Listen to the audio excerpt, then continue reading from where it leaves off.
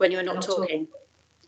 If you're accessing via Teams and would like to speak on an item, please indicate your wish to do so by utilising the raise your hand feature in the bar at the top of the Teams window. For those in the room, please note that if the fire alarm sounds, please exit the building by way of the nearest available signed fire exit route and make your way to the ground floor of the multi-storey car park. Finally, please ensure background noise is kept to a minimum and mobile phones and other devices are turned off or switched to silent for the duration of the meeting. Thank you. Thank you, Sarah. Really helpful. Okay, so moving on to the agenda in front of us. The first item is apologies, and I believe we just had apologies from Councillor Brooks. We've got Councillor Mayhanes isn't with us in the room, but she is. I've just seen her on the screen. Okay, so then we've got agenda item 2, declarations of interest. Are there any declarations of interest Cabinet members would like to make? Haven't been notified of any. No, thank you. So then we go to the confirmation of our last meeting's minutes, which I'll happily propose, and I believe Councillor Broadhead, you're seconding? Yeah, happy to second, Chair. Thank you. Do we have any comments on the minutes from the previous meeting? No, I'm not seeing anybody show, so we'll take that confirmation forward. Moving on to agenda item 4, public issues. We don't have any public questions, statements or petitions submitted on this occasion. So I'll move forward to agenda item 5, which is recommendations from the Overview and Scrutiny Board. I believe today we've got Councillor Bartlett from ONS, but also Jackie Edwards from Health at different points. I'll come to Councillor Bartlett first. Steve. Yeah, good morning, Leader. Good morning, Cabinet. I have got some comments and recommendations, but they'll come up on the agenda items as we go through them. So apart from that, nothing at the moment. Thank you. Thank you very much. Thank you very much, Steve. And I'll do the same with the health items under if Jackie's on the line.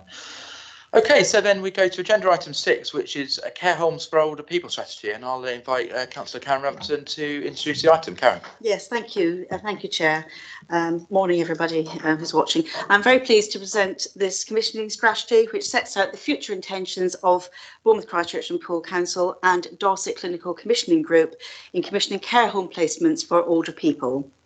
It covers all types of care home provision, including residential, nursing and NHS CHC, which is continuing healthcare, where that is in a care home setting. So we have a duty under the Care Act to shape a market which must be one of quality, sustainable, and we have a responsibility to promote all our residents' well-being, not just those whose care we fund. So Bournemouth, Christchurch and Poole has 113 care homes, and most are rated by CQC. But that is actually quite a high number for the size of our population. Our fee levels are high and have increased significantly over the years, and probably particularly during the pandemic. This puts pressure, of course, on both our finances and the NHS's finances. We've had government grants, but these are ending and we're left with the legacy costs. We have a high number of self-funders in BCP, so we don't actually control the market as they do in other local authority areas.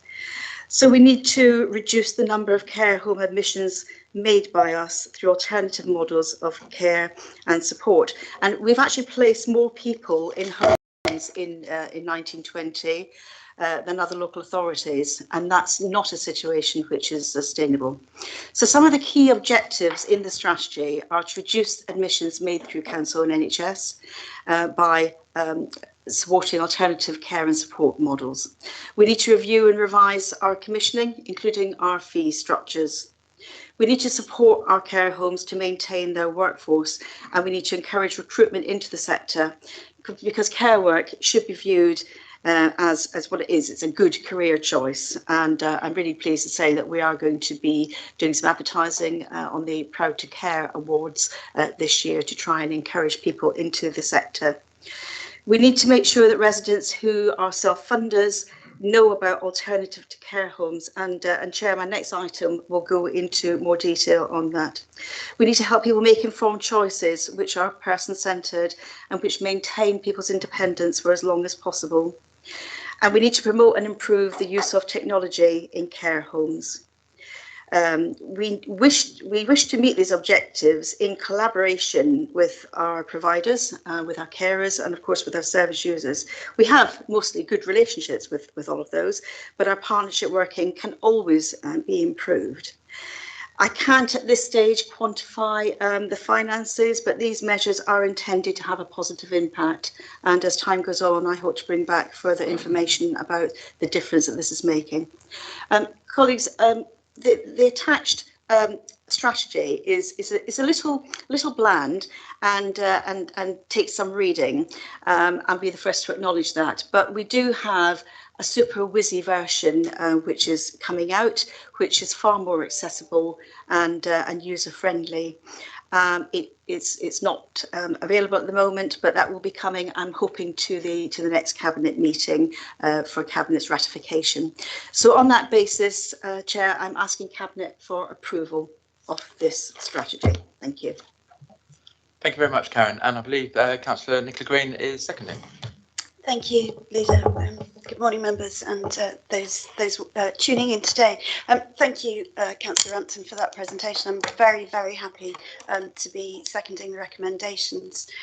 This is a really important strategy which acknowledges the need for us to work as part of a system. This isn't one party, a piece of work for one party. We need to work as a system with the council, with the health services, and very crucially the independent providers to make sure that the right offer is available to all our residents at the right point in their needs journey.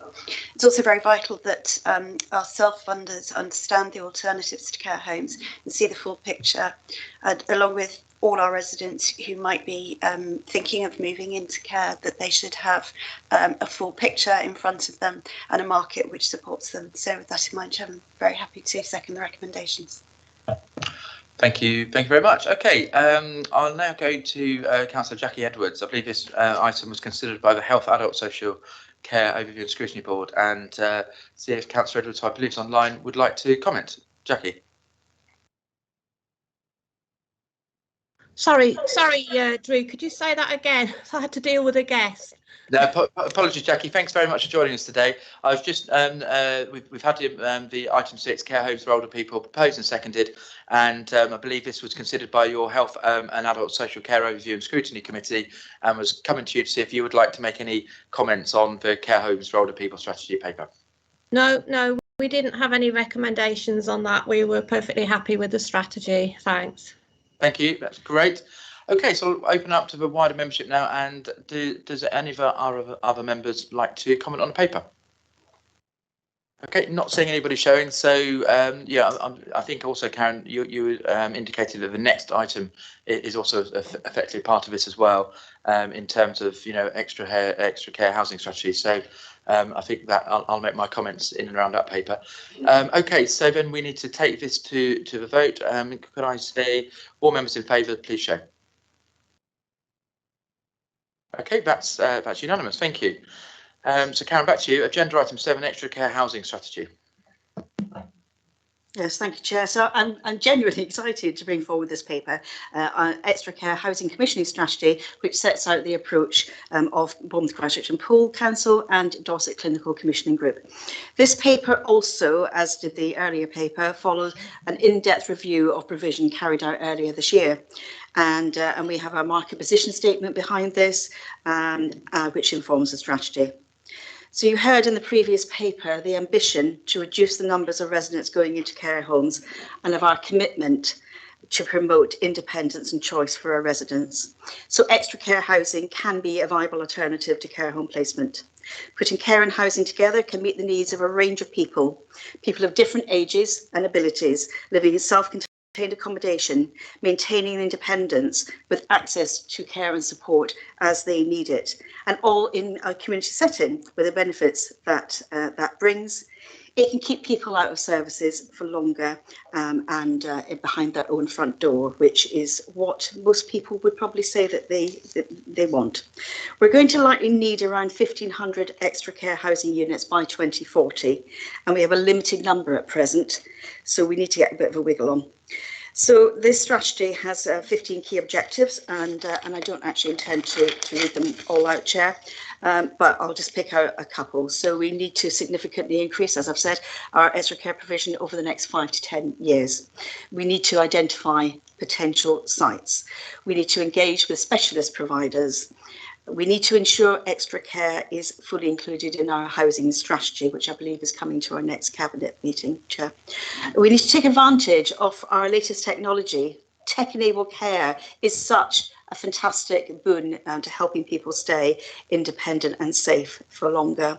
It just brings massive benefits to our residents, and this technology can be incorporated at the build stage rather than as an add-on, which never works quite as effectively. Now, you may have heard me mention occasionally extra care villages, and this is something that I'm very passionate about, and I know that that members share my enthusiasm. We build an extra care village, or perhaps more than one, of around 250 to 300 units. We can do several things. We can help meet our accommodation. We can help our more vulnerable residents by integrating specialist housing in community settings. So settings where there are bus routes, where there are libraries, where there are cafes, restaurants, you know, whatever people want to have around them. We can create homes for life, where people of different ages and abilities can live behind their own front door, without that need to move when their needs and care support needs increase. We can create state-of-the-art new build with tech care in there, and an environment where facilities can be provided. We can support our very valued workforce who can provide that care and support in that community setting. And we can help our residents maintain their independence with the reassurance and the security of support and care when they need it. So we can and we will co-produce a plan on what specific schemes should look like, and that will be with users of our services, with carers, and of course with other stakeholders. I mean, Chair, our big plan is to make our city region world class, develop vibrant communities. We want to promote well-being, to support people to live safe and independent lives. We want to deliver safe, modern and accessible services, and we want to value and support our carers. And I believe this strategy takes us closer to those intentions in our adult social care strategy, and so I commend it to Cabinet. Again, there is a little note on the end here about the accompanying document, which is a little bland, a little bit vanilla, but there is a used up version, which again I hope to bring to the Cabinet on the 29th of September for Cabinet's ratification. Thank you, Chair. Thank you very much, Karen. Sounds absolutely exciting, and I'll come back and make a comment later. I believe, Councillor Broadhead, you're seconding. Yes, thank you very much, Chair, and thank you, Councillor Rampton, for the introduction. We all love a used up version. Looking forward to seeing that. Karen has mentioned how excited she is about this, and I think she's quite right to be. I haven't heard one person disagree that a proper extra care housing strategy is a bad idea. It clearly is what needs to happen. But it doesn't happen by accident. And Councillor Rampton talked about the numbers that we're talking about here to do this properly. 1,500 kind of units, homes that we would need to facilitate. That doesn't appear overnight. We need to intervene. We need to take control in order to make it happen. And I think that's what's so impressive about this paper, Chair, is that we're not only saying, yes, of course, it's something we want to do, we're putting the mechanisms in place to be able to do it. I know we've got some representations from Overview and Scrutiny on this issue about its incorporation into the local plan. That's extremely important, and it will absolutely be a central part of the local plan. I think it's a really welcome part of the local plan, actually, because local plan isn't just about housing, it's about our economy, it's about our services, it's about the care for people, it's our plan for the future. So it will absolutely form a central part of the local plan and the local plan work stream that will dictate for the next 20 years how our area will look. That will give us the tools to be able to actually work this on the ground. But even more than that, and as put in recommendation B, we now have our urban regeneration company up and running, which is another tangible way to actually make this happen. The urban regeneration company, as we've talked about before, is not just a mechanism to build flats or build homes. It's about regeneration, and it's about regeneration for local people to provide the services that we all need. And I'm really pleased that they're getting stuck in, not just about identifying the sites that that may be suitable, because that will take a lot of work. You know, we probably won't own a lot of the sites that we will need to help facilitate this, but also the much bigger strategy around how we're actually going to make it happen and not just talk about this. So this is a really welcome strategy. It's clearly the right thing to do, and I'm really pleased that we're actually putting mechanisms on the ground to actually make this happen, because this is what local people need. Thank you, Chair. Absolutely, thank you both. Okay, so I'll come back to the Health Overview and Scrutiny Committee. Chair, I believe there was a recommendation. So if Jackie is online, over to you, Jackie. Thank you, Chair. Yes, our committee were very enthusiastic about this, and a great debate sort of came out of it. I think we're very pleased to see this coming forward, and probably not before time, really, especially with you know, our older population and those adults with learning disabilities as well, so that this will cater for them as well. So our committee did do a recommendation, and I shall read it now. This committee recommends that Cabinet, working with relevant officers in both planning and adult social care, to be asked to make submissions to the local plan working group regarding the provision of extra care housing accommodation. Thank you. And shall I come to Karen or Phil in response to that, or shall we have some debate? Phil mentioned directly the local plan. Yeah, thank you, Chairman. I think it's a very welcome recommendation. We do have our local plan working group, which is facilitating a lot of the work around the emerging local plan, so I know that they will take that on board, any submissions that come through. But just to give some assurance to members of the Health and Adult Social Care Overview and Scrutiny Committee, as I'd said in my seconding, it is clearly something that has to be very central to our local plan work anyway. So yes, it will form part of the local plan working group, and I look forward over the coming months to be able to talk a little bit more about our emerging strategies in that area. Thank you very much, and thank you very much to Councillor Edwards. Okay, do any other members wish to speak on this paper? First of all, go to Diana Bartlett. Diana. Yes, I'd just like to add about the extra care village. Just to say, hopefully the design will be in a way that it won't be institutional. 250 to 300 units is quite a lot, all in one patch. So hopefully the plan would be made to be much more mixed. But really, that's all I'd like to say. Just that we don't want to go backwards to maybe things that we had before in big hospitals. Thank you. Thank you very much, Diana. Okay, Karen, would you like to respond to that point, and then I'll bring the wider cabinet in. Karen. Yes, thank you, Chair. Thank you, Councillor Bartlett, for that comment. I can assure you the last thing that I have in my head is anything that looks institutional.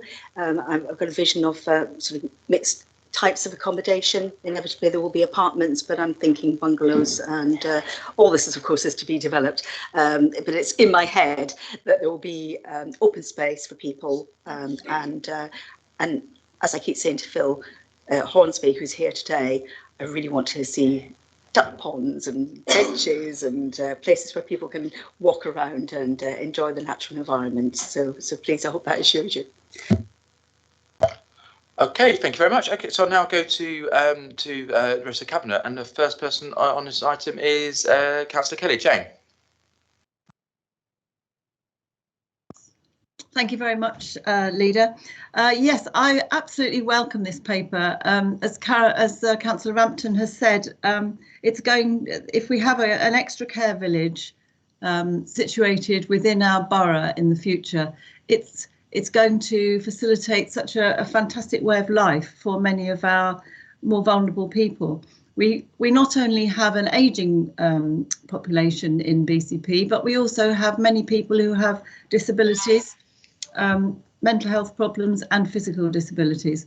And for a mixed population to be able to help each other is going to be absolutely fantastic. Our aspirations in terms of the strengths-based community development really fit into and chime with this scheme, because it's all about people helping each other.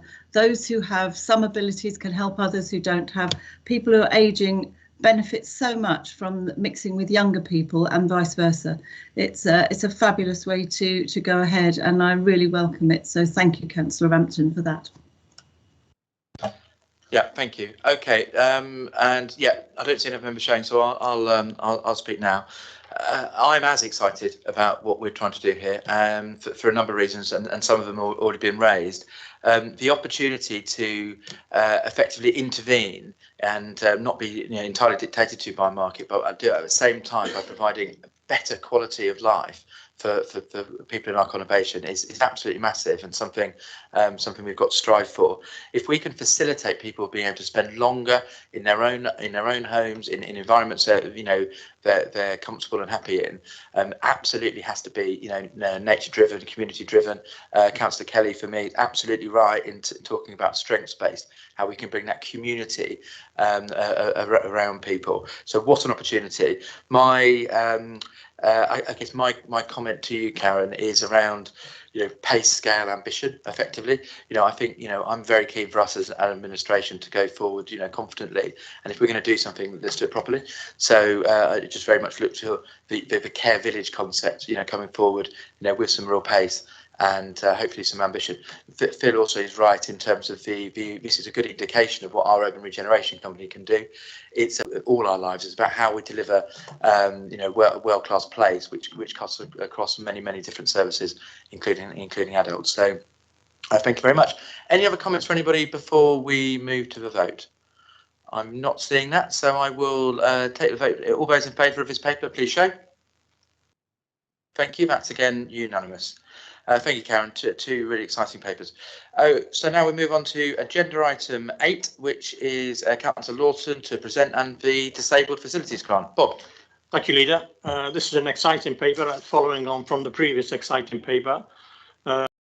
It's bringing together 3 policies which are already in existence in Bournemouth Pool and Christchurch, and enables people to access disabled facilities grants. The implementation of this will be excellent and allow people to remain and keep their independence in their own homes. It will provide facilities such as wet rooms, stair lifts, etc., etc. There is one overriding or unfortunate aspect of the system, is that there is a limit of £30,000, but we are lobbying the government to try and raise that amount of money to at least £40,000. But one of the advantages of this paper is that if somebody just slightly oversteps the £30,000 for their work that is required, we will have a panel in place which can facilitate that and not just cut them off at the knees, so to speak. So this is a really excellent paper. The other recommendation within the paper is that Seascape South to carry out the majority of, if not all of the work, they have a really good experience of carrying out this work and do a super job. And I highly recommend its acceptance by the Cabinet. Thank you, Leader. Thank you very much. Councillor Nicola Green, you're seconding. Thank you, Leader, and thank you, Councillor Lawton, for your presentation. Thank you also for setting out how we're going to do it and the pounds and pence around it, and some of the challenges. I'd just like to speak, if I may, for a moment of the impact of these works on people who might otherwise not be able to stay in their own homes. It's a very, very significant contribution, and as we all know, the quality of people's homes is a really good determinant of wider health outcomes and certainly public health. I know how diligently Seascape implement most of these upgrades to people's homes and give them the necessary facilities they need. So thank you very much for that, and I heartily endorse and second the paper. Thank you very much. Okay, so this was also considered by the Health and Adult Social Overview, Social Care Overview and Scrutiny Committee. So I'll just pause to see if the Chair, Jackie Edwards, would like to comment. Jackie. Thank you, Chair. Yes, the committee felt that the £30,000 sort of limit sort of needed reviewing, so they did make a recommendation about that, and I'll read that out. This committee recommends that the Cabinet and/or the Leader be asked to write to the local MPs to lobby the relevant government minister to review the £30,000 discretionary funding limit. Thank you. Thank you very much, Jack. Okay, so Bob, are you okay to respond to that, or we can have the debate and then you sum up effectively? Yeah, great. Okay, is there any, so we now move to, are there any other members wanting to speak from the wider council? No. So then we will go to the Cabinet. Any of our Cabinet colleagues wish to speak on this paper? Bob, I'll come to you to sum up. Thank you, Leader. Can I thank Councillor Green for an excellent secondary of the paper? Can I thank Councillor Edwards also for her recommendation from the scrutiny panel? Yes, I totally agree. We have spoken to the MPs, but I will write to them formally to request that they lobby the relevant government minister to raise the bar, so to speak, on the £30,000. The £30,000 has been in existence for quite a number of years, nearly 20 years, I think, from recollection. So it is due for to be reviewed and to looked at in a more positive light, because costs are, we're finding through Seascape, costs of raw materials are accelerating quite dramatically over the last few months, and therefore people who will breach the 30,000 limit will increase, but I'm quite confident that we can meet all of those targets. But again, thank you.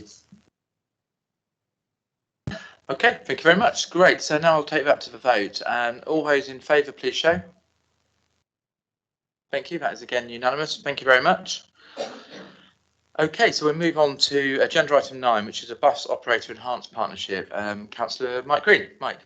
Thank you very much, Leader. I can't claim that this paper is going to be quite as exciting as the last three, but it's certainly something that that we want to be doing.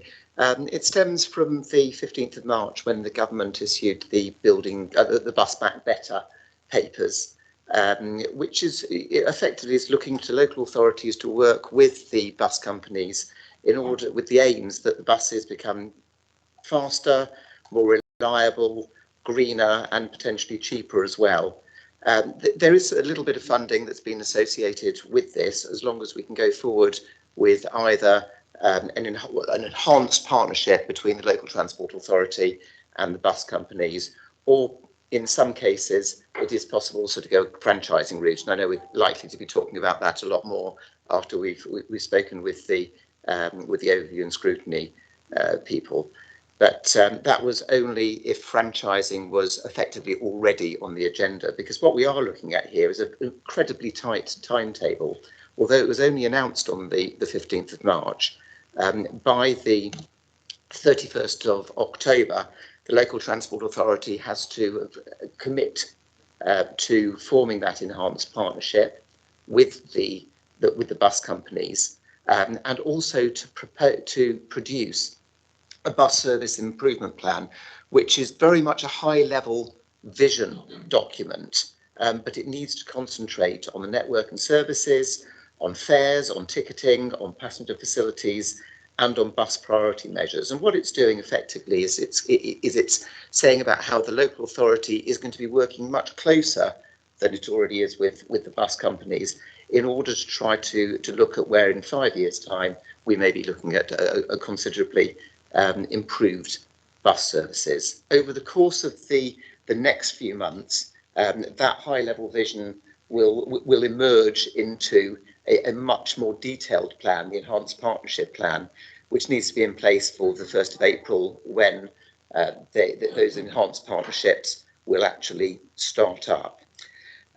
So that's really where we are at the moment. The draft of the Bus Service Improvement Plan, the BCP, is being worked on at the moment with officers, with consultants, and obviously with what will be our true partners in the bus companies, and that will then has to be produced, as I say, by the 31st of October, which gives us very little time, which is why we are coming here for this delegated route, so that the Director of Transportation, in consultation with me, will be able to approve that. As we then go forward, there will be further opportunity for discussion before that gets developed into the enhanced partnership plan that will be moving forward. So you can see the two recommendations there, and I understand that Councillor Anderson is going to second those. Thank you very much, and I'll move to Councillor Anderson. Thank you, Mark. Thank you, Leader. I'm happy to second this paper. I'd just raise 1 or 2 points about it. I think the main thing, apart from the fact that it's a statutory requirement on our behalf, is that there are financial implications if we don't go into an enhanced partnership, and we'll lose some of the funding we get from the government, both us and the LTA, as the LTA and the bus operators. One of which is the 3 billion budget, or rather part of the 3 billion budget that the government's announced earlier this year. We won't be able to take part in that if we don't have an enhanced partnership, and I think that, if nothing else, is a very good reason for us to take part in this. So I'm happy, as I said, to support it.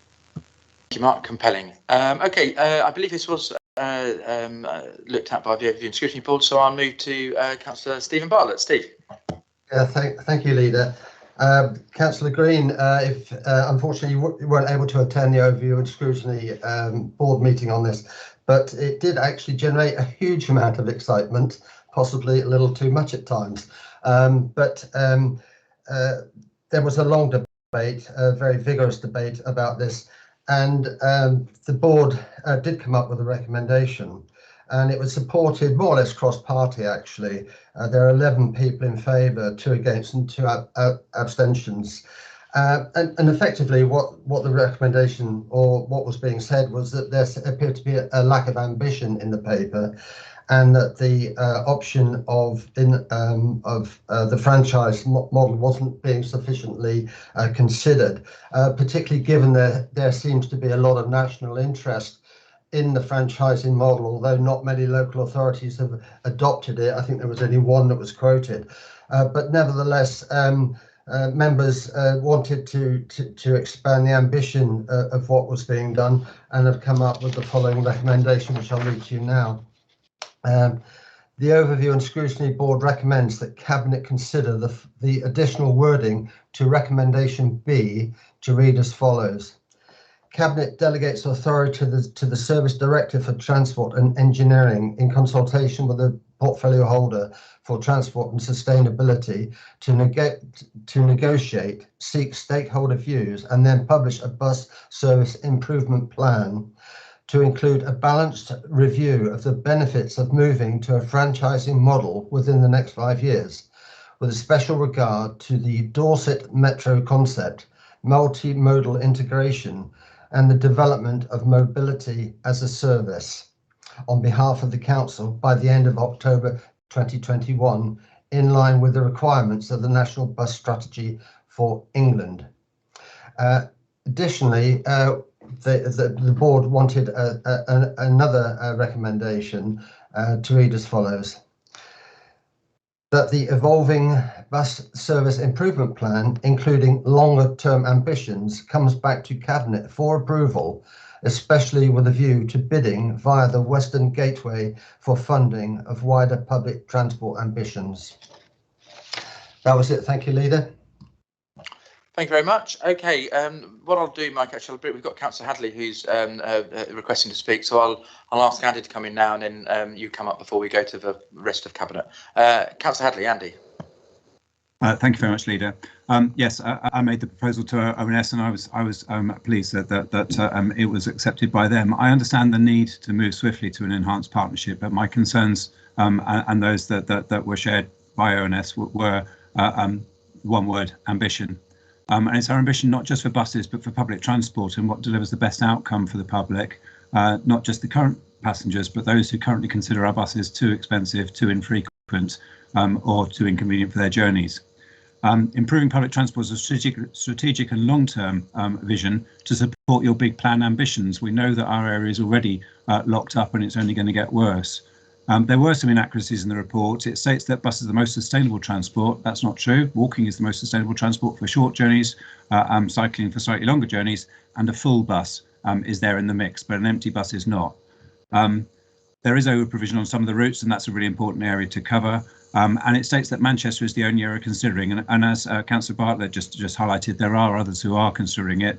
Liverpool have declared an intention to move to franchising. Sheffield and Leeds have also publicly declared an interest in it, and we don't know from the Department of Transport who else has. That's not been shared. Page 20 of the National Bus Back Better strategy gives an example of barriers to better bus use, and it talks about a busy seaside resort with limited cooperation. It's talking about BCP. with 2 companies issuing separate maps, overlapping bus numbering, and a multi-operator ticket that is more poorly advertised and at a premium cost. The opportunities and risks in the options appraisal of the report are not, in my view, balanced. The enhanced partnership leaves control with the bus companies. Franchising could potentially give better control of fares and routes, but also support our wider public transport integration. Particularly mobility as a service around how we get door-to-door journeys and get and persuade people that jumping in the car and sitting in the queue of traffic is not the best option, and that needs to be part of the vision. It seems to put the operators' desires a long way before those of users, with public consultation at the very end of the process. National funding will depend on how ambitious our plans are. It is in the invitation to come up with a bus improvement plan. It does talk about our ambition through concessionary fares and investment in green buses. We, the travelling public, and the wider public purse will be funding the improvements, however they're organised. We have limited time to generate our bus service improvement plan. My concern, and the amendment that's before you from ONS, was for this to be ambitious, to be fairly considered, and to weigh the advantages and risks of the partnership and franchising routes in better serving our public transport needs for BCP for the longer term. So I hope you'll accept it. Thank you.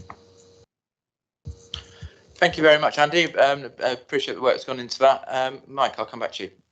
Thank you very much, Leader, and thank you very much, Councillors Bartlett and Hadley on that. I would have loved to have been able to attend the Open Scrutiny Board, and if only 30 years ago in 1991 we'd known that on the 23rd of August in 2021 that there would have been an ONS board, then I'm sure we would have arranged a different date for our wedding. But luckily, given the advances in technology since then, I have been able to go through the meeting through the recording.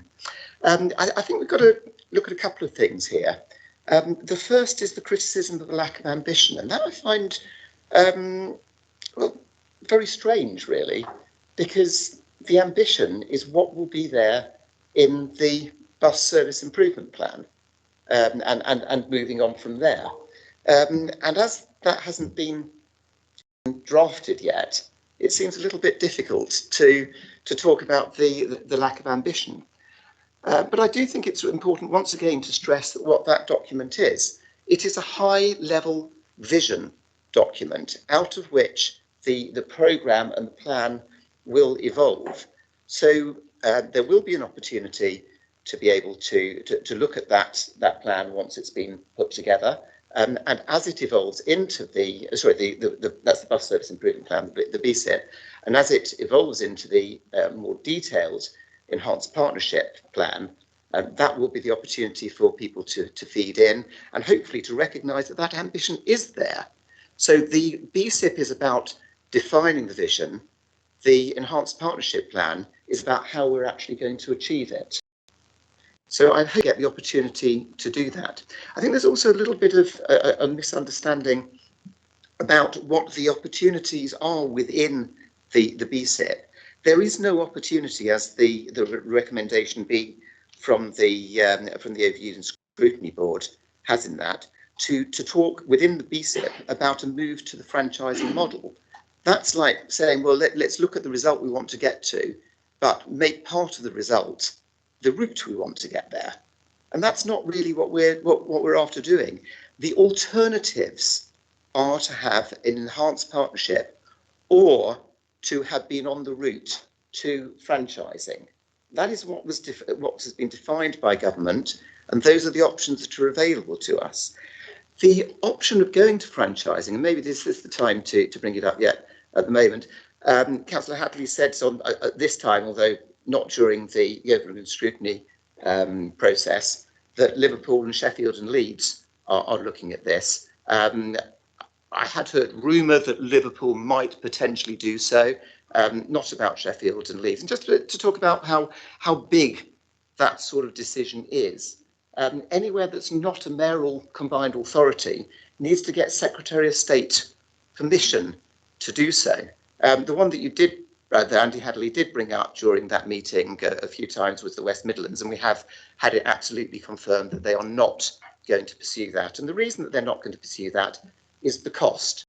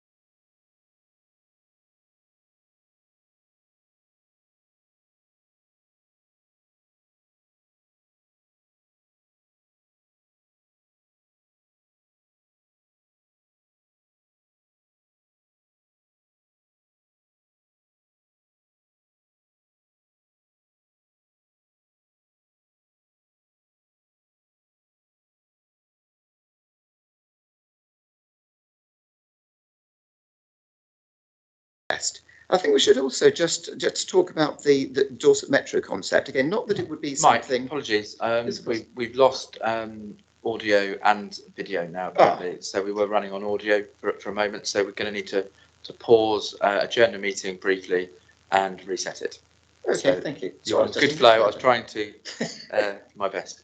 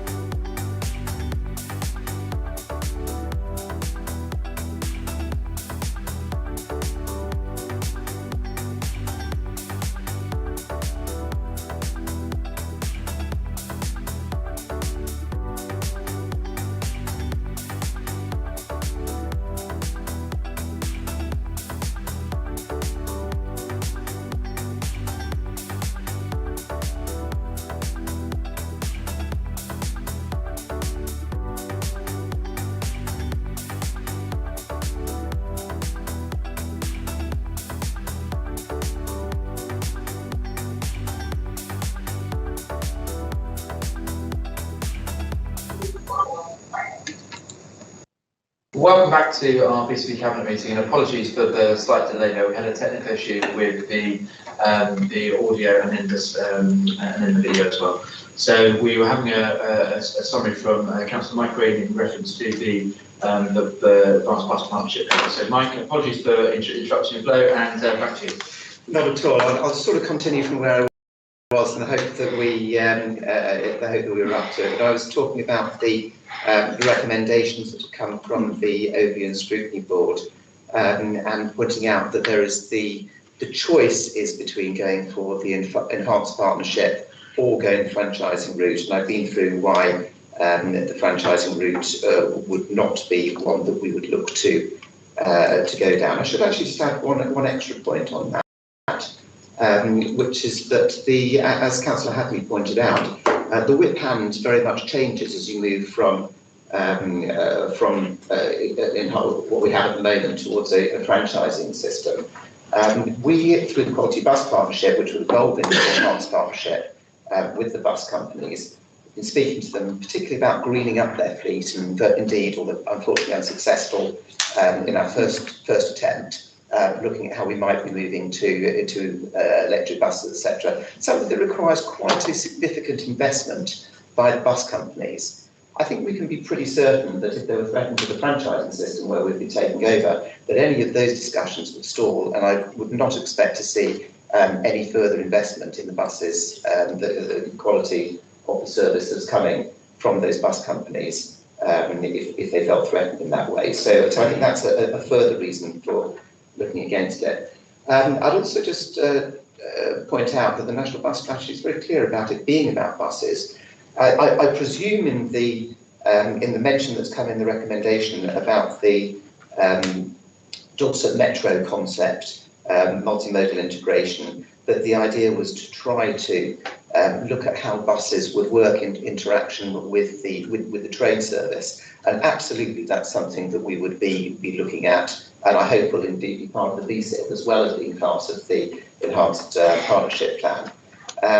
It is disappointing that we've had a period before this administration took over when in Poole plans that could potentially have been used to regenerate the area and sort out the significant blockage that is the High Street level crossing, which is what stops us having a proper train metro service going through. That these were so badly stalled while the previous administration tried to write and rewrite again the plans, and therefore spent all their time talking about it rather than doing something. I know that later in this paper we will be later in this meeting we will be talking further about plans for regeneration in Central Poole, and I just wish we hadn't had those wasted 18 months. But as far as this paper is concerned, absolutely, we will be looking as we get the opportunity to improve the train service goes through, or for the train operations to be able to do so and to make it more frequent. Certainly, my idea is to see that as the main east-west transport route across that part of the conurbation, and then that would be forming the backbone effectively, and the route etc. coming off it would be the bus links. So I think you can absolutely expect that as we go forward, we will be looking at how the bus service works in conjunction with the train service, particularly, and potentially other sustainable methods of travel like walking and cycling, including cycle hire. The second recommendation that comes through talks about bringing the BCP back to Cabinet for approval, which obviously is not going to be possible ahead of the October 31st date, which is why this has to go the delegated route. What I would say is that it is as that develops, which is almost what the recommendation says, that this should come back for discussion, and it will go out for wider consultation and discussion before us coming up with the enhanced partnership plan, which is the detailed way that we hope to go about actually implementing those changes to arrive at the vision that will be there in the bus service improvement plan. It was unfortunate at the opening scrutiny meeting that there wasn't much time to debate the recommendations that came through. They came through right at the end, and a number of these items that included within it weren't actually discussed by the Overview and Scrutiny Board, including the ability to bid into Western Gateway. Whether Western Gateway as a sub-national transport body is the bidding, whether it comes direct from the enhanced partnerships, whether it comes through the local enterprise partnership, we do not know yet. But what I can absolutely assure you is that as these ambitions come forward, as we conquer them, as we find the way that we're going to be able to put them all together, then we will be looking at all available possible routes for bidding for funding in order to implement them. So if I could leave, sorry to say so long on those, but I would not recommend the Cabinet adopts the recommendations that have come from Overview and Scrutiny. I think that we are probably all pushing in the same direction, but these recommendations are, I'm afraid, misguided. Thank you very much, Mike, and that's appreciated. Thank you to Overview and Scrutiny, and also to Councillor Handley for their contributions too. Okay, so really extensive summation of wish to comment. Councillor Bartlett, yes, thank you very much, Chair. I will do so very briefly in support of Councillor Green's rejection of the proposed amendments. As he said, not because of the spirit of them, but actually because of what we've got in front of us. And Councillor Anderson pointed out the quite stark situation that we are in that in just over a month we have to put together the broad outlines of this enhanced partnership. And if we do not do that, we will get no funding whatsoever from the government's £3 billion budget in this area. So the big question is, after Councillor Green's extensive exploration of all of the pitfalls of the franchising model, is not do we want to do that in the future, because we may well do that, and it does say in the paper itself that entering into an enhanced partnership does not preclude franchising in the future.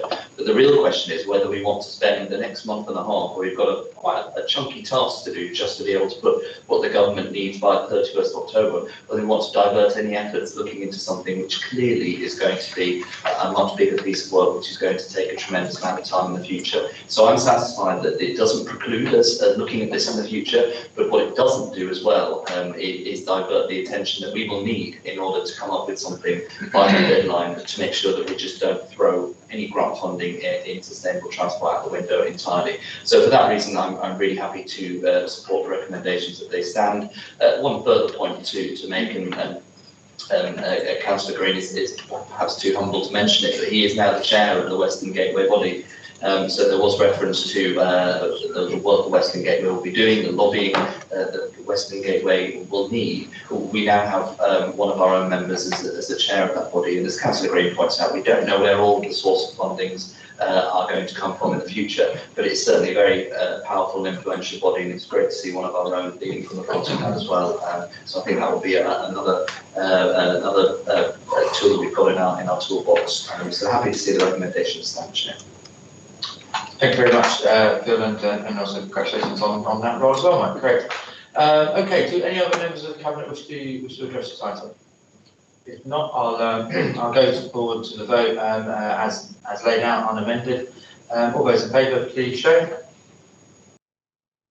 Great, that's unanimous as well, so thank you very much. Thanks, Mike. That moves on to agenda item 10, which is the Christchurch Business Improvement District, and Councillor Bartlett to introduce.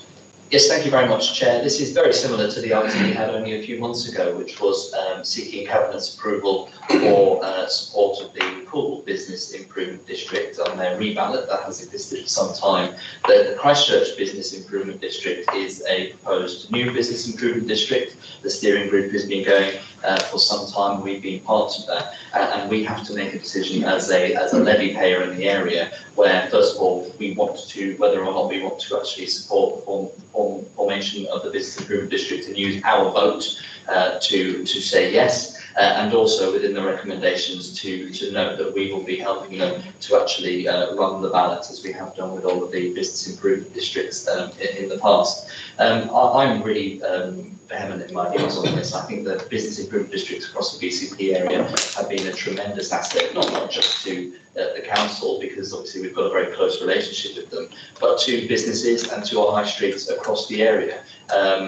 All of our existing business improvement districts, the Coastal Business Improvement District, the Bournemouth Town Centre and the Pool, I think have done a really excellent job of adding real extra value to the offering in those areas. I think one of the things that people forget is this is not replacing council services. This is extra services that they'll be providing to the levy payers, both in terms of strategies for the area, on the ground stuff. And as we know, our high streets across the whole country are facing a period of extensive change. They're going to need a lot more focus than they have done in the past, and the more help we can get in that area, the better. The great thing about business improvement districts is that they are on the ground. They're representing their businesses, and they know best. We don't know best on these areas, and I think we've seen some of the great work that we've done in collaboration with the other business improvement districts in the area, which leads me to wholeheartedly think that we should be supporting this. It's very timely. The ballot actually commences tomorrow and runs until the 30th of September. So as I mentioned, we would be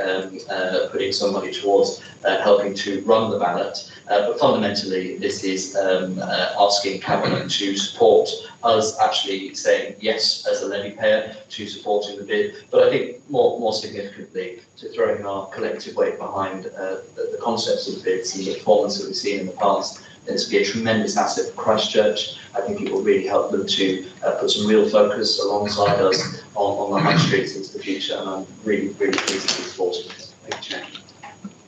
Thank you very much. Sorry, I'm going to move to second it. Thank you very much. Very happy to second this, and my own congratulations to those involved in the Christchurch Business Improvement District for what must have been a hell of a lot of work to get to this stage and to be ready where the ballot is opening up. So thanks to them. Bids always have a tough time because it's very difficult to please everybody by virtue of the fact that their electorate are the business owners up and down the whole length of their patch, and business owners being very busy people and sometimes quite hard to get, and obviously by the nature of things with a disparate range of views. But I think the value and the support for the bids across the other towns, and very much recently with Poole, with the resounding result from the ballot there, but also the Bournemouth bids as well. They've all gone through reballots and been supported. And I think there's something there which is a message around, despite the disparate views and despite sometimes the difficult times that all of them have faced, I think there's something there about a vote of confidence in the value that's added and the power of having a lobby for the business view and for the view of not just retail, but all representations of enterprise on the high street and slightly beyond. Bodies like the bid to actually represent that view very strongly, and as Councillor Broadhead has said, to do things way over and above what the council will normally be providing. So I'm very happy that the council is participating and supporting this bid, and I absolutely wish them the very best over the ballot period. Thank you. Thank you very much, both. And I'll just like to add my support to that as well. We're working with all of the bids really extensively, and we've got a paper that is largely the output of that coming to the next Cabinet meeting at the end of this month on cleaner, greener, safer. That work has been absolutely shaped in partnership with the bids, and the emerging Christchurch bid has played a really important part in that. So it just shows what we can achieve in delivering our world-class place and our ambitions by working together. So absolutely, personally, my wife runs businesses in Christchurch. We really think this is a fundamental provision for Christchurch. We've got them in other areas of the conurbation, and they've shown that they work. So we're delighted to if this can be brought forward in Christchurch, and wish them every success. Do any other members of Cabinet wish to speak on this item? Not seeing that, so we'll move forward to the vote. All those in favour? Thank you very much. That's passed. That's unanimous. So we will move now to agenda item 11, which is Councillor Mark Anderson bringing us a flood and coastal erosion risk management service. Mark.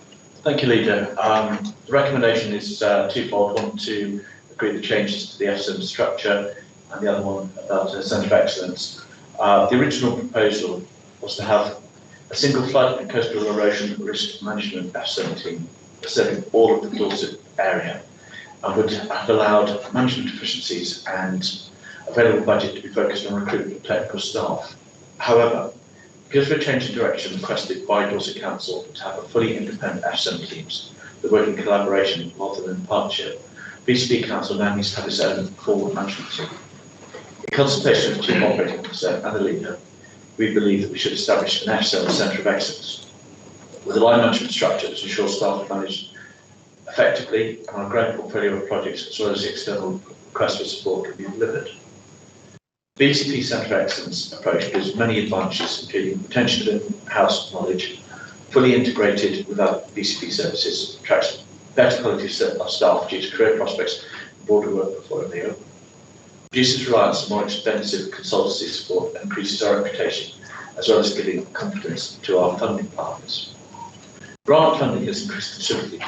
We've got the Pool Bay Beach Management Fund of £36 million, Pool Bridge to Hunker Hill, 12.5 million, the Christchurch Bay and Harbour Strategy, 450,000 at the moment, but when that goes on to project delivery, there will be several millions coming to the council on this. The proposed structure is where we aim to fill proposed structure is where we aim to be, with vacancies filled as required, justified and undertaken once projects have been accepted and appropriate funding identified and anticipated.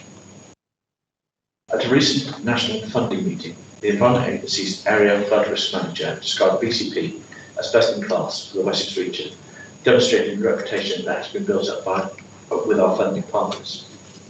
This has been further endorsed by a letter I received from Ron Curtis, the Wessex East FSM Manager for the Environment Agency, offering the Environment Agency's wholehearted support to our Centre of Excellence. And I'd just like to read that now from name. Dear Councillor Anderson, I understand from recent correspondence with local officers that the Dorset Coastal Engineering Partnership has now ceased operation, with Dorset Council opting to pursue independent teams with their flood risk management department. I know that this has also impacted on the BCP Council structure and the previously recognised joint staffing and approach to the management that the partnership offered. I've been informed that a restructure exercise is currently ongoing within the council, and that proposals have been suggested to offer further future-proofing to the growth of the FSM team and the development of a Centre of Excellence in place of the previous engineering partnership. There's widespread local recognition of the benefits already delivered by the current BCP team throughout the successful recruitment of experienced personnel and the wider opportunities that exist geographically to provide support and expertise. The Environment Agency wholeheartedly support the development and growth of local risk management authority staff and resources. As such, we would encourage the Council to continue with this approach to provide robust growth and a level of certainty for the delivery of FSM responsibilities and future opportunity. Cabinet members should be made aware of our ambition to secure a reliable future delivery commitment for partners to create communities which are better protected and better prepared. The Government's future vision and intent is set out in the DEFRA Flood and Coastal Erosion Risk Management Policy Statement, which will see an investment of £5.2 billion of funding over the next 6 years to better protect 336,000 properties. Over half of this national programme of work will be delivered by local authorities, RMAs. Whilst within Wessex BCP Council are expected to deliver a significant proportion of this capital programme through their projects and future schemes. We also value the strategic work your team is taking a leading role on coastal issues. The skills in place working with shoreline management plans and other strategies are second to none. We continue to work closely in partnership with BCP FSM team to investigate flood coastal erosion risk and encourage members to recognise the admirable results achieved to date and the need to support the proposed development and growth of FSM teams towards a more resilient future. In short, the establishment of a Centre of Excellence will allow BCP to attract high calibre staff who will ensure that the Council is well placed to tackle increased flood risk and coastal change caused by climate change. Ron Curtis, Area Flood and Coastal Risk Management, Wessex East. Thank you very much for that, Mark. It's great to see external recognition both from the historic work but also the future strategy. Can I come to Councillor Lawson to probably second this? Thank you, Leader. I totally support this paper. One of the first jobs I did when I became a councillor in 2007 was the environment, and a major part of my work is protecting the coast, our wonderful beaches, and to try and prevent flooding. Like the creation of a Centre of Excellence which will help to protect our coastline from the Christchurch Harbour, the Poole Harbour, is to be highly commended, and I totally recommend that the Cabinet accepts this and passes this paper. Thank you. Thank you very much, both. Okay, let's move then. I'm not seeing any opening scrutiny or wider membership wanting to comment on this paper, so any members of the Cabinet wish to comment before we move to the vote? Sorry, I do apologise, Steve, I couldn't see your hand up on my screen. Steve, overview of scrutiny, Chair. Yeah, thank you, Chair. The board was supportive of the paper, and I think one of the reasons, because it was recognised as a fairly significant investment in additional staff here and to the team, but there was a reassurance that staff would be recruited as and when the projects that come along support it, and I think that was welcome. That reassurance was welcome. Thank you. Thank you very much, Steve. Mark, anything you'd like to say? No, Chairman, I think Councillor Bartlett is absolutely correct. The way that the team is going to expand is as we get extra work from the various coastal and flooding authorities around the country. The Environment Agency have been very keen on what we're doing and trying to, as I mentioned, trying to push us to take on work from other authorities. There are several projects that are in the pipeline which, for commercial reasons, I won't mention at the moment, but they are for this area of the country, and I think we will be very pleased when the work actually comes public. Great, okay, thank you. So, don't have any other Cabinet colleagues wishing to speak, so I'll move us to the vote. All those in favour? Thank you very much, that's unanimous. So we now move to agenda item 12, again a really exciting paper, Carter's Key Build to Rent Opportunity. Philip, your proposal. Thank you very much, Chair. Thank you as well for standing in for me for the Open Scrutiny Board meeting, which considered this in some detail as well. Colleagues, we formed the administration less than a year ago, and I think it's worth remembering that. And in only February, only 6 months ago, we launched our budget and our big plan. And central to that budget was a commitment around the regeneration, rejuvenation of the pool. Anybody that knows the pool well knows that there's lots of sites that have been stalled for a number of years. Somebody needs to be first and create that momentum to get what can and should be the regeneration of an absolutely fantastic place to take it to the next level. And it just hasn't been happening. And there's a number of reasons it hasn't been happening. There's a number of stalled sites all the way around, but we made a political commitment that we would fix that and that we would start the regeneration of Pool at pace. This is phase 1 of the regeneration of Pool. This is a site that already has planning permission. The paper in front of you recommends proceeding to purchase the site and also to commit the developer to complete it. And this will not only commit us to the first stage of the regeneration of Pool, but we'll get cranes in the sky and get that underway by spring next year. So it's we put it front and centre of our big plan, and this is us following through. And I've been very critical in the past of previous administrations coming up with ideas and with pretty plans on the page, but getting nothing built. This is getting something built. So that's one way of looking at this. There's a number of other ways that and the real positive impact it will have, not just on that momentum and the regeneration, but also what it brings to the local people and the local communities there. As I mentioned, this scheme is for 161 homes right on the waterfront with public access on the waterfront.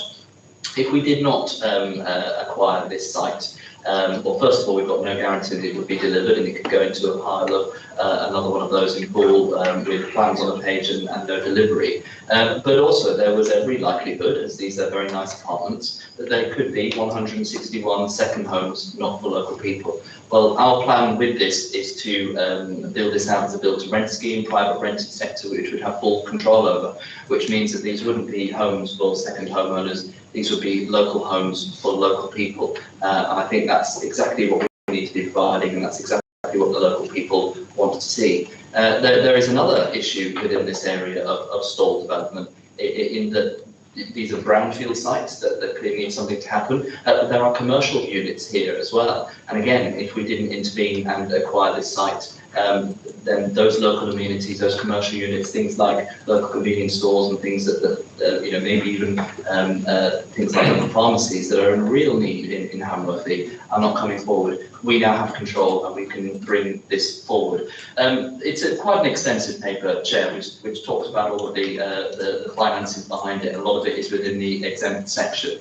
But I think the fundamentals are this is a superb opportunity for us to get on, intervene in the market, provide 161 homes for local people, and also over the lifetime of the next kind of 50 years of borrowing on this, provide around £40 million of positive return to the council as well. That's money that we can do what we want with to provide local services for people. It could help us in our housing aspirations. It could help us in our adult social care and our transport aspirations. And again, if we didn't buy this, that's £40 million that we wouldn't have, and also that's an opportunity to have strategic control of the site that we wouldn't have as well.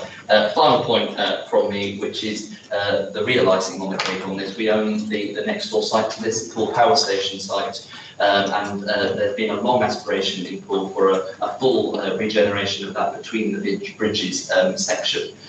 We have strategic control over one of the sites. Getting strategic control of the other site and get it going at pace will send a real signal that we mean business, and will also mean that we can come up with a really comprehensive and joined up approach to particularly the public realm in this area. And I'm really pleased that in a really short space of time, our newly formed urban regeneration company at our Willing has got stuck into this, and in only a matter of weeks done a design review of this scheme and will be tangibly improving it, particularly around that public space offering and those local commercial amenities. So I think, Chair, this is an opportunity that is too good to pass up. We're providing financial return, which helps support local services for taxpayers. We're signalling to the market that we mean business around pool regeneration. We're having strategic control over a key site in the centre of our brownfield regeneration, and we're also providing local homes for local people.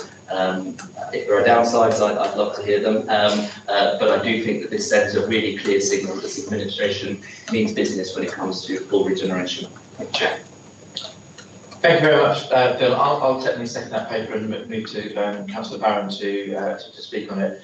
Just to note then that what we're doing as a council, as a cabinet, is approving the recommendations, and then the final funding piece it will be a full council decision because of the scale of it.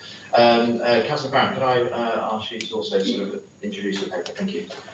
Thank you, Chair. This is an amazing opportunity to build 161 new homes in Poole, kick-starting Poole's regeneration. The scheme is not aimed at second home owner market, and the waterfront will be accessible to the general public.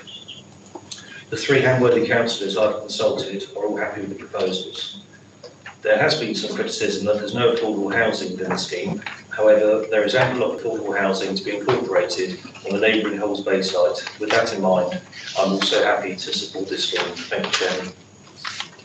Thank you very much, Councillor Barron. Okay, I'll move to opening and scrutiny. Phil, I presented this to opening and scrutiny, so I know there was a reasonable discussion on it, and which I appreciated. So, Steve, I'll come to you. Yeah, thank you, Leader. There was a very, very robust debate on this, and a number of issues were raised by the board, of which I have to say were very robustly defended as well by yourself, Leader, and it did result in a pretty meaningful discussion. But there were no recommendations that came out of the discussion, but I would just like to touch on one or two of the issues that were discussed, because I was asked specifically if I would just mention them. And the first was that the scheme is now a little bit out of date, and it didn't in particular reflect the requirements of the climate emergency that we're signed up to. Also highlighted were some risks regarding the rents, which were considered to be ambitious in the financial model.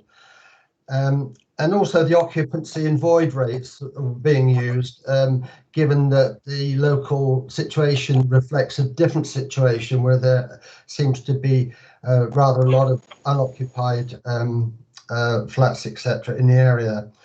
A concern also about the planning risks, which was, of course, defended by yourself, in that it's expiring fairly shortly. As already been mentioned by Councillor Barron, the lack of affordable or social housing, which again you covered in your response to the board. And lastly, a view was expressed that if the council were to buy the site, it could actually produce something more suited and a bit more updated and more reflective of what the council could achieve on that site now. However, we were given a description of some of the proposed changes that are being discussed at the moment, which would assist to that point. So yes, a very tough discussion at times, but no recommendations coming forth from it. I just point out that there was a move that the council should consider purchasing the site alone and developing the site itself. However, this move was outvoted effectively by eight votes to 7, so it wasn't carried. Thank you. Thank you very much, Steve. Okay, so Phil, would you like to come back on any of those points? Yes, thank you, Chair. I will do so very briefly. Just, I mean, we did talk a lot about this in the overview scrutiny, but for those that weren't there, those were the summary of the main points. I think the first one around the scheme being out of date. This is a deadline, but the Planning Commission is about to run out on this, and if we don't do something about it, it could end up, as I said earlier on another one of the scraps heaps of failed projects in Poole, and we'll get round to it one day by directly intervening here, and it will be part of the conditions of the purchase and the commencement of the Planning Commission be secured. We can get on with it, but as Councillor Bartlett hinted at himself, and as I said in the introduction, we are doing an extensive piece of work with the Urban Regeneration Company around some of the improvements that could be done on a light touch basis, but also some of the perhaps more deeper improvements that we could do without stalling that delivery any further to enhance the scheme. So yes, the scheme is a little bit out of date, but it's a scheme that was passed by the Borough of Poole. I think it's a good looking scheme, and in the jigsaw puzzle of our region, it is just one bit, but it's a very important first step that I think sets that we are actually going to be doing stuff.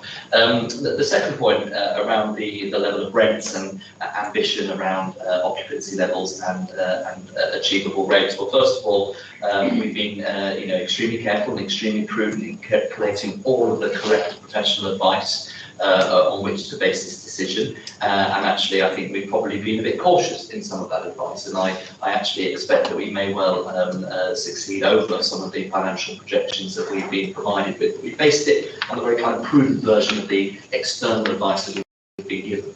But in addition to that, we are going to be managing this ourselves. We have our own company, Seascape Homes and Property, that will be Property Limited, which will be managing the PRS stock in this. And we're quite experienced in this field ourselves. We've just finished the St Stephen's project, which again is a private rented sector in the centre of Bournemouth. Very similar product. And we actually let all of those units, over 100 units in that site as well, all of those units within 8 weeks, and that was right in the middle of the pandemic. So actually, I think if you needed, yes, we've got external confidence from the external advice we've got, but we know what we're doing in this area, and there's a clear demand for rented sector properties, predominantly actually for younger people who can't quite get on the housing ladder and need that option available to them. I think one other thing that's probably worth saying is that by having this in council ownership with the private rented sector, it gives a little bit of extra assurance from those people that are renting about the status and the longevity of their tenure. those of us that have been in rented accommodation, and particularly the younger generation for some time, know the weight that always hangs over you of wondering, is my landlord going to kick me out tomorrow? Are they going to sell from under me? And when you have either an institution or a council that is your landlord, you do have that assurance that you can stay for pretty much as long as you like, and you've got that extra assurance as well. So we know exactly what we're doing in this arena, and we sort all of the rest of the advice. Final point I would make, yes, there was a recommendation to come forward to maybe think again, to buy the site, take a pause, redo some plans and look differently. Chair, I think we've had enough of that. We've had enough of the thinking again. We've had enough of a let's go back to the drawing board and draw plans all over again. We've got a scheme here which is ready to go. We can get cranes in the sky. We can get local homes for local people starting to be delivered from spring next year. I don't think we need to think again. I think we need to start building. Thank you. Absolutely, and I fully endorse that. Okay, so any other Cabinet colleagues wish to speak? I've got Councillor Green first. Thank you very much. Thank you very much, Leader. I looked at introduced papers today talking about them being exciting. I think we really have got one here. It works, and I have every confidence it will. This is an absolute game changer. We used to live in Singapore, and one of the things over there that has been fantastic as far as the regeneration is concerned is what they've done around the Singapore River, developing quays on both sides, and it's become a real focus of what was already a really interesting kind of a thriving area. What I'd just like to ask, just to check that I've got this right, that by taking on this site, by having the waterfront, which it has there, which gives us the absolute opportunity to build towards, as we hope, the bridge-to-bridge quayside offer. You talked, Councillor Bartlett, about the access to the waterfront. We're not just talking about people being able to pop down and get a bit of access. We're talking about the opportunity here, aren't we, to be able to build up that waterfront into the exciting place that we really think that it can be. Yes, thank you, Chair. Thank you, Councillor Green. This is all of the waterfront here will be public access. There will be facilities and restaurants and things that are on the water there. And the great thing about acquiring this site as well is it gives us 2 of the 3 strategic sites that are between the bridges, which will have full public access all the way through. I think there's a deeper point as well. I mentioned earlier on about the confidence that this gives investors to actually see investment and regeneration going on, because for some time we've been in this Mexican standoff of who is going to go first. And interestingly, a bit more intellectual, that's had a depressed view on the level of achievable values in court. Because if nobody's developed and nobody's gone first, then there's this assumption that maybe it's not the place that gets the levels and the calibre that we need to achieve, or we can fix that immediately. But I think your point is really well made, and anybody, and certainly the view of some of the incredible staff we've got in the urban regeneration company now, is that if you really want to create a place, you've got to take that first step, and sometimes you've got to demonstrate what that place is about by being able to get this built out with the level of public water frontage offering, which is being even enhanced further by the URC team as we speak. I think it will and really enable us to build on that momentum when we go forward with our whole space scheme, which will be drawing up in due course, but also hopefully give the confidence for the neighbouring site to get underway as well. So I think rather than just another pathway on the water here, this collection of development starting with this can and should be kind of a new place in Poole as well. And that's not just for visitors, that's for local people as well, because Hamworthy is an excellent area. I used to live in Hamworthy myself. There's not much to do on that side of the bridge. You have to go to the other side of the bridge. So to create a new place which is really welcoming for people to live, but also adds for local people as well, I think is precisely what we need. But you're exactly right, it will all be open, it will all be accessible, and very much part of that fully joined up bridge-to-bridge offer, which we'll have in a few years' time. Great, thank you. Okay, so let me talk about Hamworthy, come to our Hamworthy councillor on the Cabinet, Councillor Mike White. Yeah, thank you, Chairman. I really just want to confirm that I very much welcome this as a Hamworthy Ward Councillor. I think most of the points have already been made. It was really great to see this administration taking such positive action to bring this site forward. I very much welcome the fact that this is aimed really at local homes for local people. I think that's really important, and also welcome the fact that this preserves the and provides access across the waterfront around Earls Bay. So this has my full support. Thank you. Thank you very much, Mike. That's great. Okay, Councillor Mohammed. Thank you, in support of my colleagues as well. I know this site, this area very well. Just the, I think, resoundingly, what I hear people is just make it happen, make things work, get things going. I think we've had some wonderful, over the last few months, some wonderful progress on things like the events all along the key fronts, and forgive me for saying this, the Pool Museum, the project is moving along in spades. I'm getting to a point where literally the construction will start there, and this development is not too far away from there, just on the other side of the water. And to date, question mark, well, actually, it's substantially good, and I'm just delighted, absolutely showing pace, impetus, and actually willingness to let's just get on. I think the public access is very important. It's been alluded to, and I think it's been commented by at least 1 or 2 people today. Very, very important that this embraces the idea that there will be open public access around it along the waterfront, and obviously, I think as Councillor Broom said, as for instance it develops further along between the bridges, that public thoroughfare is maintained, and it will be absolutely glorious. Thank you. Thank you very much. That's great. Okay, so move on to Councillor Mark Anderson. Mark.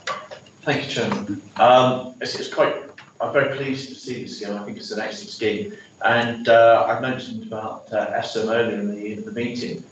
ESTM are working on the development of the Pool Bridge Down Hill scheme for flooding.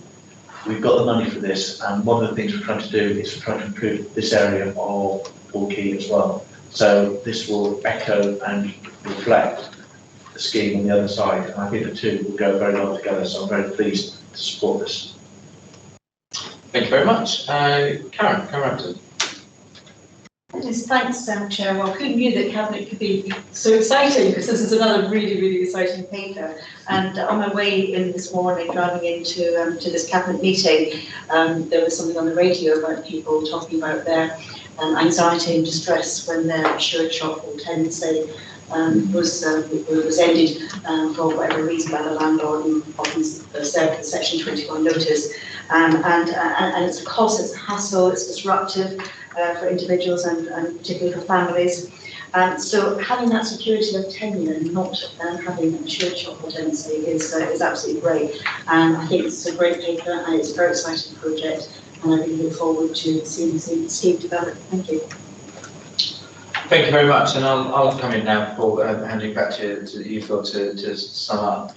You know, this is an absolute passion of mine and this administration. It's great to see so many people come and share that passion today at Cabinet, because we will deliver regeneration and rejuvenation in Pool. We have to, and this is something. I'm Phil, you said we couldn't let it go. Well, actually, it's more than that. If it wasn't for the work that you and the team have been doing to drive this forward and make this happen, we wouldn't have the opportunity to do this. So, and that's something I think this administration can be really proud of. The fact that we are, getting something done and going forward. I think the scheme looks fantastic. It's a consented scheme under our planning committee.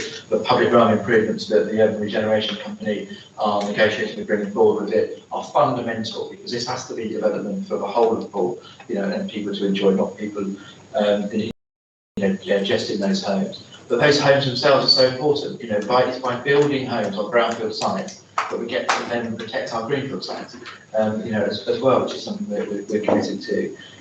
So, Pool is a fantastic place. Mohan's talked about, bringing it to life with the events that are going in and the museum investment. We've seen some fantastic businesses in, Musara and News coming into the old town as well. There's a real vibrancy about it.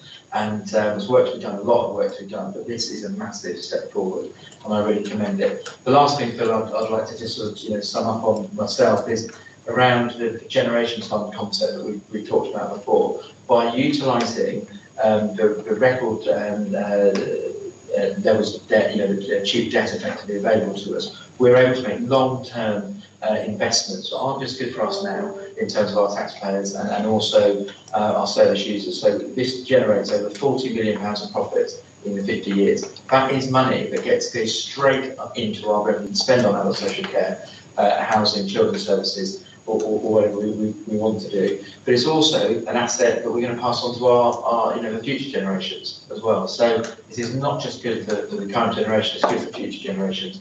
And I'm fully supportive of it and very passionate about it, and hope it's the first event. So Bill, over to you to sum up. Thank you. Thank you very much, Chair, and thank you for all the comments. Okay, apologies, Dana, I didn't come to you earlier. Councillor Bartlett, Dana, I want to sum up. Thank you, Leader.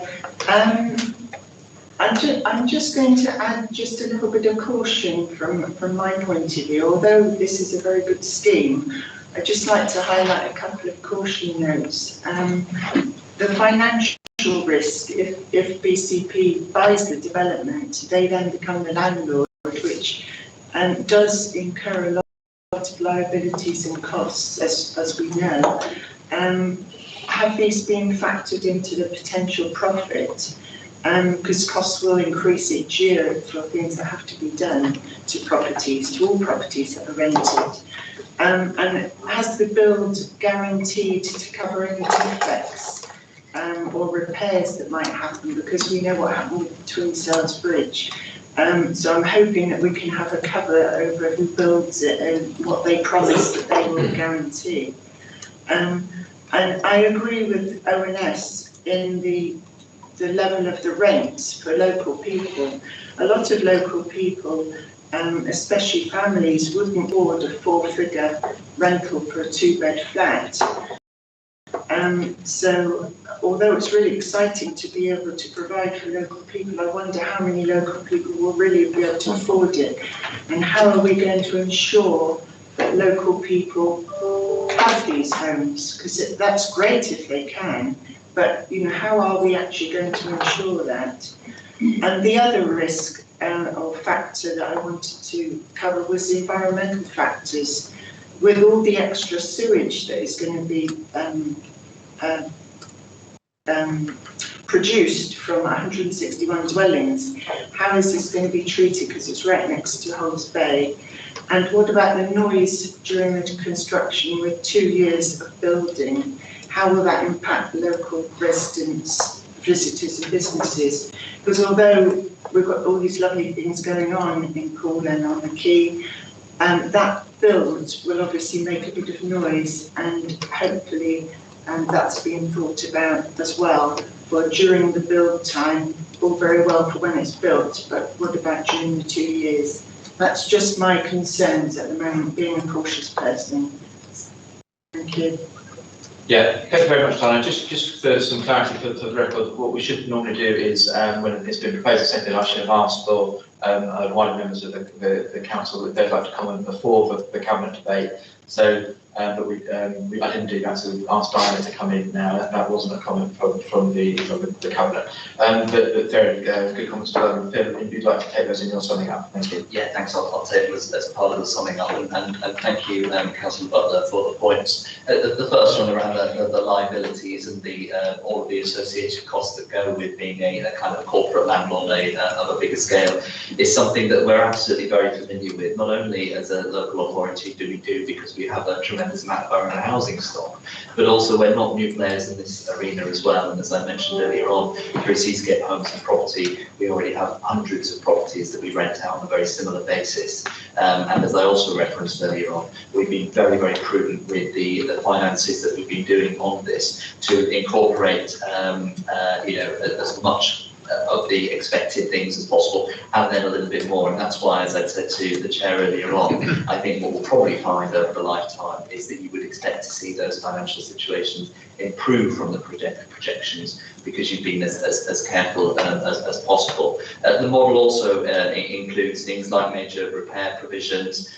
We've obviously got all the contractor warranties, the new build guarantee, the contract will be 12 years, and that will include some defect liability period, which is all included. In addition, there's a construction management plan, which will be there to manage the construction period impact over the course of it, as you mentioned. We have to be honest, you don't make an omelette without cracking a few eggs, and whenever things are being built, there's always a little bit of disruption. But of course, we do need to get things moving. But again, by having control over that, by having not just putting it through planning conditions, but by being the client, we can go above and beyond what may happen in the external world. So hopefully those answer questions, but thank you for bringing them forward. Again, Chair, thank you to all colleagues for the support. I wasn't overstating this, I don't think, when I said this is phase one of pool regeneration. Because we do hope to see the cranes in the sky on this one in a very short period of time, and I really think underlines the fact that we do mean business when we talk about this. We don't just draw plans, we put them into action. I think one other thing that I didn't mention is actually the calibre of the partner that we've got here. Inland Homes, that part of the reason that they can get onto this site immediately is that they're just in the process of finishing their most recent development in central Bournemouth, the former Wessex Hotel. And anybody that drives past that, it's a really good looking scheme, and the feedback we've had from local residents is that they've been a considerate constructor, and I think the calibre of offer that they have provided there is very clear to see, but the strength of the partnership that we've formed with them in this very short space of time, I think, has been really positive as well. We hope to continue that into the future. So for summary, I'm really pleased with all the support that we've got. The recommendations are twofold. First of all, the recommendations A to D, which are for Cabinet, which is approving the acquisition of the land and the things in the confidential papers, also authorising the corporate property officer in consultation with the council and the section 151 monitoring officer to agree the detailed provisions of the legal structure and enter into relevant contracts. And finally, for Cabinet to approve the intention to grant that 50-year lease to Seascape Homes and Property Limited. And then finally, as you'd said earlier on, the second recommendation is that the Cabinet recommends to full council that the capital investment programme be amended to include the provision of this and the borrowing necessary to bring that forward. So really pleased to bring this forward. Hopefully council will continue that enthusiasm and approval at the next council meeting, and then we'll get on and start delivering for the residents of Poole. Absolutely, thank you very much, and thanks for that summary. Okay, so let's move to the vote then. All those in favour, please show. Thank you very much. Great. Unanimous support again, which is fantastic. Okay, so we've got moving now to agenda item 13, which is urgent decisions taken by the Chief Exec in accordance with the Constitution, which there are none. So I'll move to agenda item 14, which is the Cabinet Forward Plan. And just to advise that the latest version of that forward plan was published yesterday. And now we move on to an urgent item under agenda item 15, which is special education needs improvement funding. We've got the supplementary paper published, and I believe it's Councillor Nicola Green to move this item. Thank you, Leader, and members, thank you for taking this paper at short notice. You'll be aware that Ofsted published yesterday their report on the joint arrangements of the Council and Dorset CCG in relation to children and young people with special educational needs and disabilities. It recognises some of the strengths within the area, but the overall picture is one of a system which needs to make improvements at pace and at scale. Along with 60% of local areas, we're required to produce a written statement of action, which is the document Ofsted will use to evaluate our plan and our capacity to make the required improvements. The report itself will be scrutinised in greater detail by the Children's Services Overview and Scrutiny in due course. But the purpose in bringing this paper to Cabinet today is to ask for the immediate allocation of funding to support the preparation of that written statement of action. Much of this work has already been begun and it's underway, but this funding will give a significant boost to capacity and to ensure that the work is of the highest quality to meet the exacting standards required by Ofsted, but also, and of course most significantly, to create our collective vision of services for some of our most vulnerable children and young adults, the services that we all want to be proud of, but most significantly again will enable them to achieve their best outcomes. Colleagues, this is an immediate response to the requirements but I don't believe it's the only response which will be required. Recommendation D in this paper notes the likelihood of future business cases to come, so I will come back to you as necessary. Some of this will of course be dealt with through the budget planning session for next year, but we won't be constrained by that time frame should it be needed. So Leader, picking up on your expectations set out earlier in this meeting of pace, scale and ambition. Pace. The report was published yesterday and we're making this allocation today. Scale, providing sufficient resource to meet the requirements of the written statement of action. With 60% of areas producing one, there will be a wide body of knowledge and expertise for us to draw from. And ambition. It's all about the outcomes for families and our children, our young adults, and to ensure that they reach their absolute potential. For Cabinet, as always, I really do want to stress how grateful I am to members from across the Council for their non-partisan support for the improvement journey of children's services. It's a sincere thanks from me. Also, Leader, in anticipation of you seconding this paper, can I thank you for dealing in your capacity as finance portfolio holder for making this funding available. Thank you. Apologies if I haven't, I so moved. Thank you very much, Nicola, and yeah, very happy to formally second this. There is work to be done here, and we were, the written statement of action that required is a really good. It's in some ways an opportunity for us, isn't it, to really move forward in terms of some of the improvements that we're trying to do. What we can say as an administration is we've said on a number of occasions that children's service is the priority of this administration.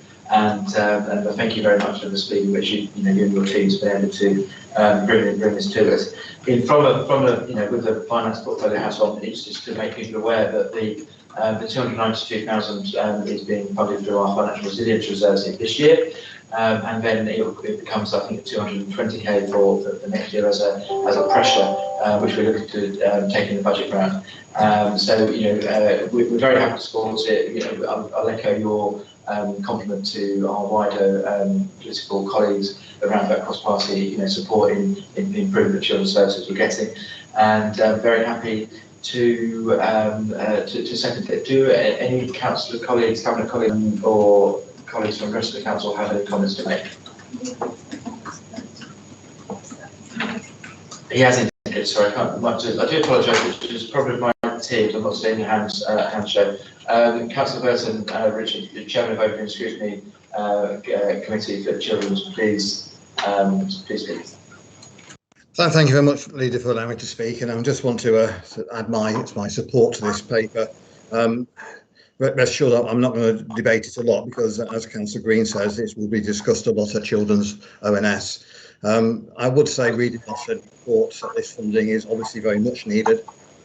It allows a written statement for action to be completed, enabling the improvements that our children deserve. It's obvious from the report that the alignment of the legacy with authorities has provided to be quite challenging, both within the service and wider across stakeholders and support groups. And hopefully this money will help sort that out. I think all areas in the paper are important, but I'm especially pleased to see the funding allocated for comms, as I feel that better understanding of the complexities involved across our stakeholders, councillors and residents will help the improvement required. I'm also guessing that the promised and overdue government review into this area is also causing disappointment with several people in the room at the moment, and I'm sure that requests have been made for this to be forthcoming, which I hope will help out the situation in the future. So generally, I'd like to support this. It's very much needed. Thank you very much for those comments. Nicola, is there anything you'd like to add to that before we move to Councillor Nicola? I don't think so. Thank you to Councillor Bartlett for his support and also the work that his panel is going to have to do to help us to move through this journey and the support that they provide. I think we endorse all his comments and just thank members for their attention at short notice. Okay, thank you. Do any other members of the Cabinet wish to? No, I'm not saying that. So what we'll do, we'll move to vote. All those in favour, please show. That's great. Okay, thank you very much. So then that gets us to formally close the meeting. So thank you everybody for their support today, and for the chairs of the three Open Scrutiny committees that have contributed as well, and the teams that have supported the work that's gone into the papers today. So very much looking forward to seeing you. We've got another cabinet meeting at the end of September, and formally close the meeting. Thank you.